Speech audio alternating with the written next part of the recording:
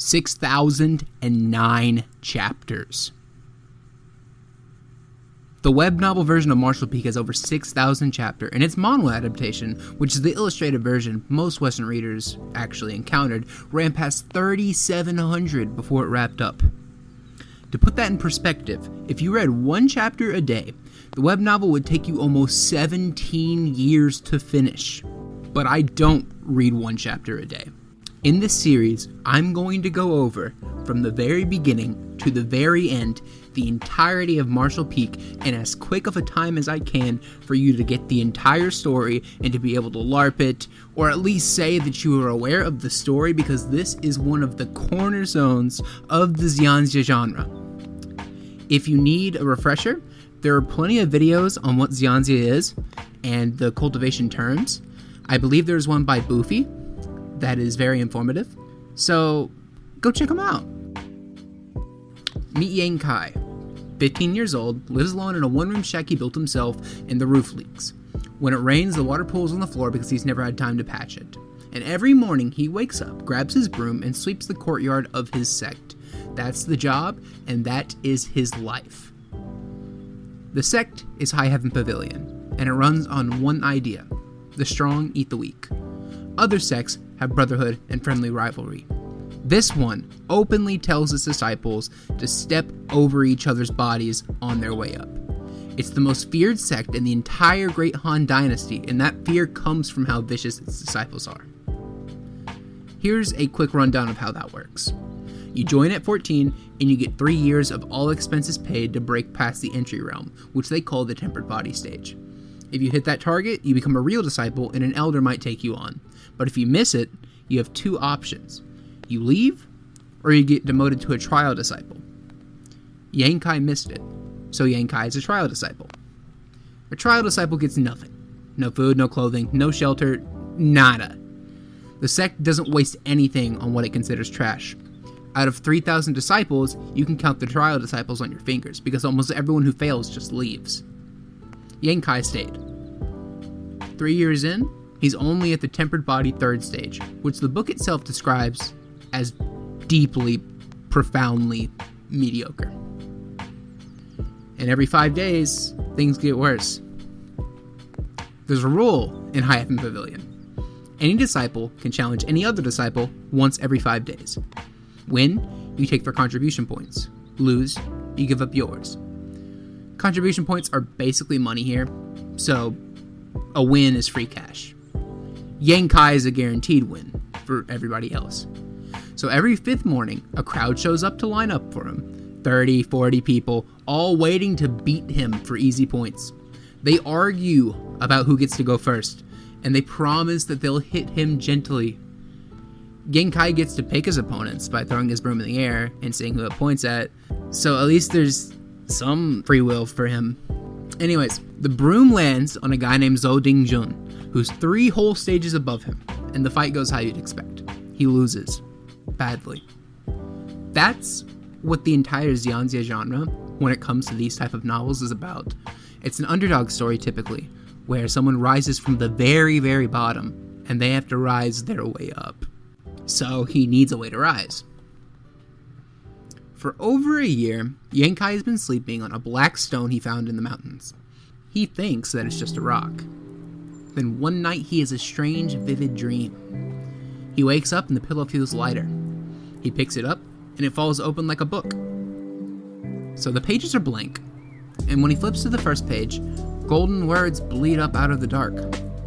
So naturally, he bites his fingers and dips his blood in it. The page opens a tiny vortex, and something rises out of it. A golden skeleton about a foot tall, sitting cross-legged like it's meditating, lighting up his entire shack. Yang Kai reaches for it, and it launches itself into his chest. Every bone in his body shatters at once. If you could see inside him, you'd watch them break, and then a tiny layer of gold would wrap around each one and rebuild it.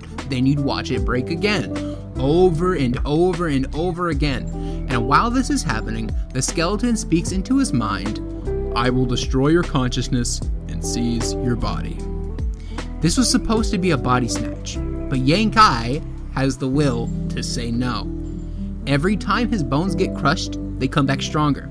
The stronger his bone gets, the weaker the skeleton gets. And eventually, the pain fades and he's able to crush the skeleton's presence by himself. When it's over, all of his injuries are healed.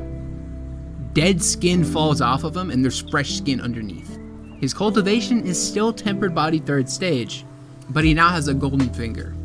So naturally, he starts to work out what the thing is, and you get your first piece of world building. The book is made of soulstone, which forms when hundreds of millions of ghosts gather in one place and the material slowly condenses out of the death and human vitality. Anything living near one during its formation dies in milliseconds, and the legendary ones are about 3.5 centimeters across.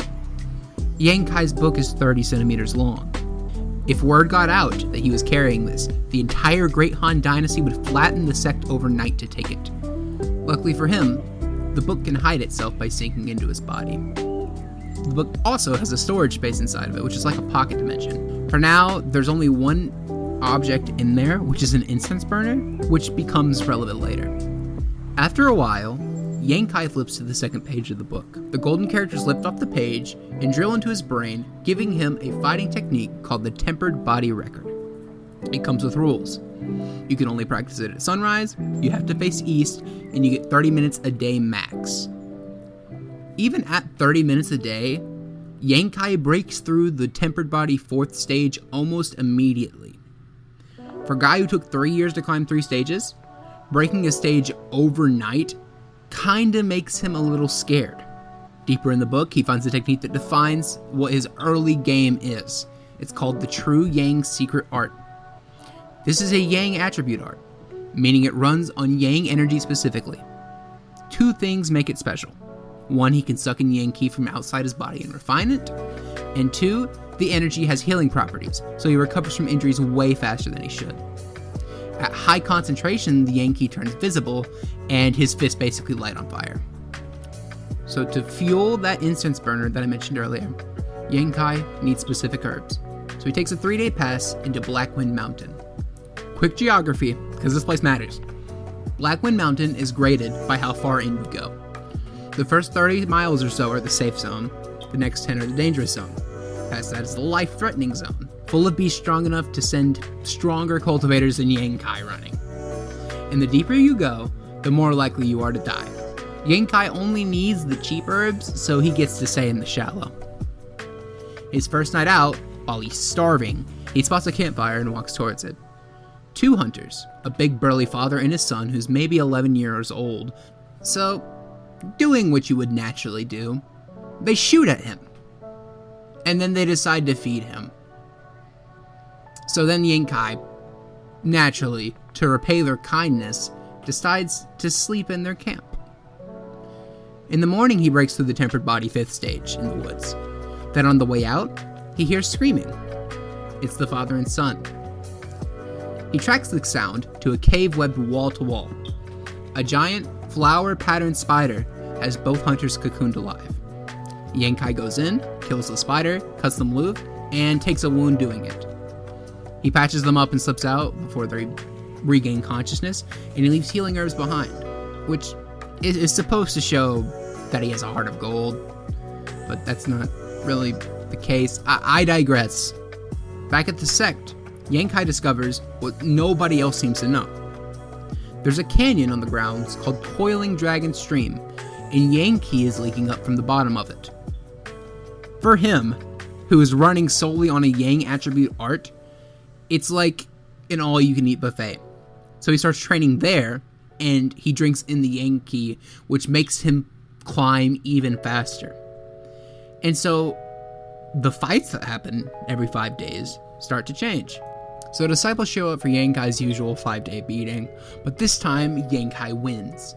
He beats a guy named Zhao Hu in 3 moves, and nobody in the crowd can process it. There's a disciple named Sumu, a rich kid with a powerful backer, who has his own little entourage. Sumu doesn't like that Yankai embarrassed his friend, so he sets a trap. He sends one of his crew, Li Yongqian, to bait Yankai into a challenge and beat him in public. Yankai notices that this is a setup, but instead of refusing, he plays dumb and squeezes Li Yongqian for 10 herbs up front as insurance in case Yankai loses. Liu Tian sprints across the whole sector by them and comes back exhausted. Then Yang Kai beats him and keeps the herbs. And then Yang Kai learns that there's a second rule. On top of being challenged every 5 days, every disciple can also issue 1 challenge a day. He never knew because for 3 years he was the only one ever on the receiving end. So now he shows up to Sumu's training spot every single morning and challenges a different member of the crew each day. There's nothing they can do. Refusing a challenge gets you expelled. So one by one they go home with swollen faces, and Sumu can only stand there and stew in his hatred. While Yang Kai's training at the Coiling Dragon Stream, an old man shows up. The man tells Yang Kai to call him the 11th Elder, which is strange because High Heaven Pavilion does not have an 11th Elder. And then he tells Yang Kai how the stream was made. Hundreds of years ago, the land they were on was not a sect. The Sex Pounder passed through, ran into a powerful monster, and fought. At the end, the monster pulled out a sword, and with one strike, carved out the entire Coiling Dragon Stream, a canyon thousands of meters long from a single sword sling. The monster fled into it, and the founder chased it, killed it, and built High Heaven Pavilion right here to guard the spot. The Yankee that Yang Kai's been drinking came from the sect throwing rule breakers into the stream, and all of them dying. Because of that death, a Yang attribute treasure formed at the bottom. The old man tells him not to climb down there because even he won't do that casually. Then he mentions that he wasn't there for the treasure. He came to meet someone, then he leaves and we don't get to know who it is. I mean, that's a renewable resource for the entire genre. Very, very consistently, people will be very vague, so later a reveal can happen. I just want you to clock this because you'll be noticing that trend frequently. Now, Yang Kai's true Yang secret art has been filling him up like a glass. His meridians are packed, his Dantian gets packed, and then all of it compresses into a single drop of liquid in his core. He hears it and describes it as like a tiny sound of water dripping. That's Yang liquid, his version of stored power, which is denser and hotter than the wand key everyone else carries. One drop of it can do things that normal energy can't. That night he comes home and there's a woman asleep in his bed. He has no idea who she is. She wakes up, mortified, and gives him only her surname, Xia, in bullets. Turns out she'd come off to drop off a thank you package for the hunters he saved and fell asleep waiting. Remember her. Now for a little bit more world building. There are 3 powers clustered around this region, and they're constantly bumping into each other. High Heaven Pavilion, Stormhouse, and the Blood Battle Gang. Yang Kai runs into Sumu's crew, getting jumped by a Stormhouse disciple named Cheng Xiao Thing. He wades in and there's a girl watching the fight, egging the Stormhouse side on. Hu Mei Er, daughter of the Blood Battle Gang's master. Yang Kai catches an incoming saber with his bare hand, on purpose to aura farm, and angles it to only punch a clean hole through his palm and miss the bone. Then he and Sumu's group wreck the Stormhouse crew. Hu Mei Er's seduction completely fails, and Yang Kai, mildly annoyed at being toyed with, gives her chest one squeeze and lets her go. She decides, in response, that this makes him interesting. After the fight, more Yankee, another breakthrough. The combat keeps kicking up the ladder as the training goes. The more he bleeds, the stronger he gets. This just keeps going on. So eventually, Sumu shows up at his shack to make peace. Because here's the thing Yang Kai didn't dwell on. When he jumped into that fight, he saved Sumu's people. So Sumu hands him a jug of wine, they drink, and both get fined 5 contribution points for drinking in public. And Sumu's crew patches every hole in Yang Kai's roof. He also gives him a bottle of small returning pellets to apologize, which are recovery pills for his Yuan Ki, which is useless to Yang Kai because now he has Yang liquid, but it's the thought that counts. And Sumu lets him in on a secret, the Blackwind Trade Market. It's an underground market hidden in Blackwind Forest, sitting right between all 3 factions. Disciples come from everywhere to trade gear, technique, herbs, and gold. The best part is that there are auctions. Sumu once bought a spirit fruit worth 2,000 silver for 20 because the seller didn't know what he was holding. At the market, Yang Kai goes to find Hu Mei Er to ask about something, and he gets a different woman instead. It's Hu Jiao Er, Hu Mei Er's identical twin sister, and she's playing dress up as Mei Er while the real one watches, trapped behind a smoke barrier. Xiao Er is older, colder, and far stronger, She's a true element stage cultivator, and she's running Yankai through the gauntlet, just strip teases. It's fan service. She falls into arms on his bed, she fakes a sprained ankle, she literally offers herself, and it's all to see if he's a pervert. Naturally, he passes every test, and then he tells her that she's not who may heir. Like, he picked it up. Apparently, he figured it out from 4 things. Lip marks on a teacup that meant someone else had just been there, a shift in temperament, which is too big for 10 days, a different scent, and the ankle injury, which a trained cultivator wouldn't get by tripping. Xiao Er is thrown off that a tempered body kid saw through her, and then decides that he's alright, which I think can tell you something about this world. A man passed the test and is considered virtuous for not face planting into a woman's chest. Anyways, now we have politics to talk about. High Heaven Pavilion's sect master is gone. Years ago, he chased down his own second disciple, which was the monster trapped in the Coiling Dragon stream, and he's barely been seen since. With him absent, the sect splits into 2 camps. The Grand Elder, plus the 4th and 5th Elders, basically run the place now. And the Grand Elder acts like he's the sect master.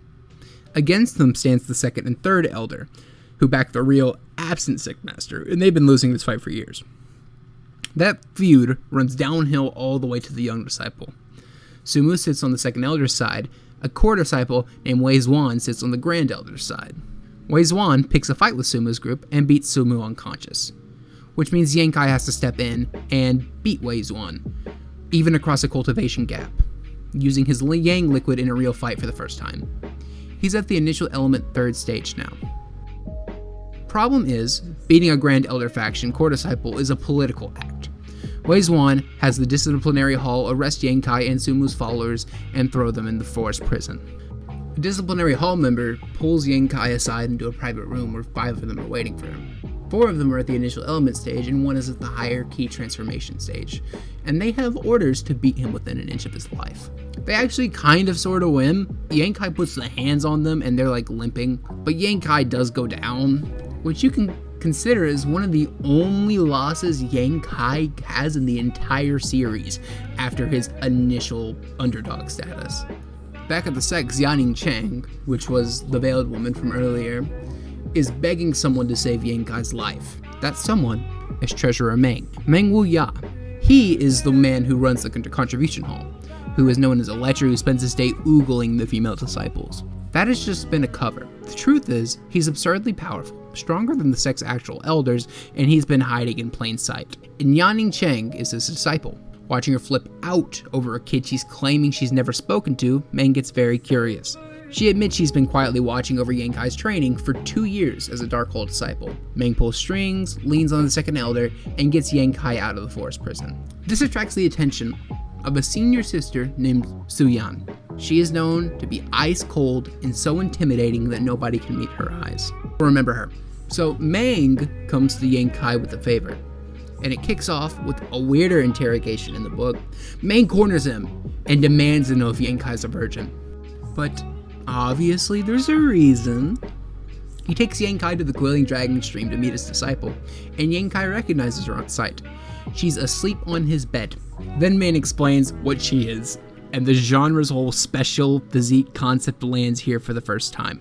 Special physiques are rare bodies, which are maybe 1 in a million. So some are built for combat, some build faster, some heal faster, some cultivate extremely fast. Xianing Cheng has what's called the Holy Spirit pill body. Basically, with no furnace and no fire, she is able to take the life force out of everything around her and create perfect pills with just her hand. Normally pills are slightly poisonous, so eating multiple of them is risky. But hers carry 0, because her body refines the toxicity out of it. She's been cultivating for 5 years, and she's already at the separation and reunion boundary. And that's with Meng deliberately holding her back. The book straight up calls her the #1 genius in the entire sect, which I would say is debatable, but it's the book's words. So anyways, Yankai's Yang-Ki is freakishly pure. 5 times purer than anyone else Meng has ever tested. And it makes him the perfect fuel source for Xianing Cheng's refining. He has to be her power supply. The catch is, and the reason for the virginity interrogation, is that the process needs close physical contact.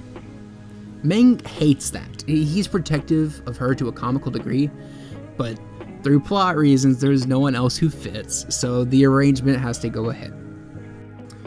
Xianing Chen takes Yin Kai out to the specific mountain on a specific date, where the yin energy concentrates at a spot in something called the 9 Yin Dew Crystal. She's laid a formation there ahead of time to harvest it for a major refinement. But they are not the only ones who came. Wang Hui, grandson of the Blood Battle Gang's master, shows up with a heavy escort. Leading them is Wenfei Chen, a true elemental fifth boundary expert, which is the most dangerous person Yin Kai has fought so far. With them, Stormhouse disciples, including a senior disciple named Nu Lang. All they have to do is grab Xianing Cheng for Long Hui, kill the nobody she's traveling with, and take the treasure that she's carrying. When the attack comes, Xianing Cheng triggers a blue gem on her forehead, which is a force field, and is able to block every attack. Wenfei Chen recognizes it and basically loses his mind. It's what's called a heavenly grade treasure, the single most valuable thing anyone present has ever seen. The Blood Battle Gang only owns one, and it belongs to the master himself. 12 people start hammering that barrier at once. Then midnight hits, and the yin energy in the valley peaks. 8 massive black chains of yin energy drop out of the sky and home in on the strongest enemies in the valley. 3 of them slam into Weifeng Chang and steal his cultivation. 5 more take the rest of the Blood Battle Gang's heavy hitters. 1 key transformation disciple just drops dead, and the disciples get knocked down to maybe 30% of their strength. But right before the chain lands, Wenfei Chen gets off one last palm strike, which cracks the barrier and grazes Xianing Cheng. Yin Kai yanks her clear and runs out. Yin Kai then finds a crack in the mountainside just big enough for 2 people, stuffs Xianing Cheng inside, and covers the entrance with brush. Nu Lang's group runs past a few feet away, and the dense yin energy hides them. Once it's quiet, she collapses. Her yuan qi is almost completely gone, and she needs medicine, and it's tucked inside her clothes, which leads to a long, deeply awkward sequence of Yin Kai fishing around for the right bottle. And then she finally explains the catch of the formation. It sealed the entire valley till dawn, and nobody can get out. Nu Lang finds the crack. Yin Kai tells Xianing Cheng to stay hidden, swallows a strength-boosting pill, and steps out of the fight. For a quick refresher, Nu Lang has hit the key transformation stage, which is a full realm above Yin Kai's initial element 4th stage. But it doesn't matter. Yin Kai's Yang Qi flares and burns the yin energy out of the air around them. Nu Lang sees the red eyes and the bloodlust and assumed Yin Kai lost his mind to something called berserk magic, which is a state where your own energy hijacks your brain. Yin Kai looks at him, says his imagination's a little small, and rocks him brutally. The fight ends in one trade. Then he spits out a threat about the Blood Battle Gang coming to avenge them. Then Yin Kai kills him by stepping on his throat. Standing out there in the cold valley, covered in his own blood, he comes up with a plan. Alright, that's the end of the video. That was chapters 1 through 100 of Martial Peak. I actually skipped a lot of content. These are the bare bones, and as you noticed from the video, if you got this far, I am talking pretty fast and not really giving decorum to the speech that I am saying. It's going to get much more complicated as we go on. I had to reread the entirety of the novel for this series. I can't remember the names. I have them noted down because they're all forgettable. That's basically everything I have to say. Thank you for watching the video. I intend to do a lot of these with many different series, but I thought I should start with a grandpappy before I did anything else. If you have any recommendations for novels you would like me to read, feel free to tell me. I've read a very sizable chunk, but there's always more out there. And I'm a poison tester. I will read the slop if you give me the slop. Anyways, that's it. Bye!